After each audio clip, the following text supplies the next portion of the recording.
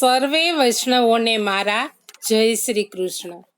આપ સર્વેનું મારી ચેનલ હસુ પટેલમાં સ્વાગત છે. આજના સત્સંગમાં આપણે સાંભળીશું શ્રી મહાપ્રભુજીના 84 બેઠકજીના ચરિત્રમાંથી બેઠકજી 54 શ્રી ભરૂચના બેઠકજીનું ચરિત્ર. મારી ચેનલમાં જો કોઈ નવા હોય તો મારી ચેનલને સબસ્ક્રાઈબ કરજો અને આ વિડીયો લાઈક અને શેર કરજો, જેથી કરી અન્ય વૈષ્ણવો પણ સત્સંગનો લાભ પ્રાપ્ત કરી શકે. આજના સત્સંગમાં સાંભળીએ બેઠકજી 54 શ્રી ભરૂચના બેઠકજીનું ચરિત્ર. સુરત અને વડોદરાની વચ્ચે ભરૂચ નામે મોટું રેલવે સ્ટેશન આવેલું છે. ભરૂચનું મૂળ નામ ભૃગુ કચ્છ હતું. તે નર્મદા નદીને કિનારે આવેલું છે. રેલવે અને બસ દ્વારા ત્યાં જઈ શકાય છે.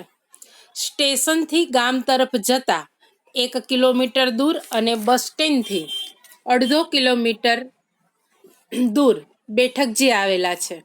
બેઠકજીનું સ્થાન ખૂબ સુંદર છે. સેવા ખૂબ સુંદર રીતે થાય છે. શ્રી મહાપ્રભુજી સુરતથી સેવકો સહિત નર્મદા નદીના કિનારે ભૃગુ ક્ષેત્રમાં પધાર્યા. આપ શ્રીએ એક છોકરના વૃક્ષ નીચે મુકામ કર્યો.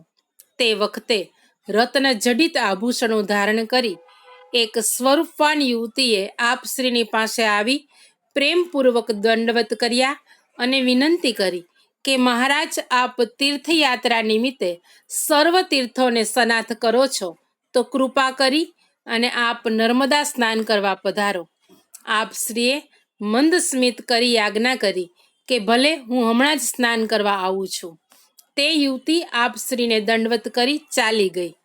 દામોદરદાસ હરસાનીએ પૂછ્યું, કૃપાનાથ, આ યુવતી કોણ હતી? આપ શ્રીએ આજ્ઞા કરી, તેઓ સાક્ષાત શ્રી નર્મદાજી હતા. આપ શ્રી નર્મદા સ્નાન કરવા માટે પધાર્યા.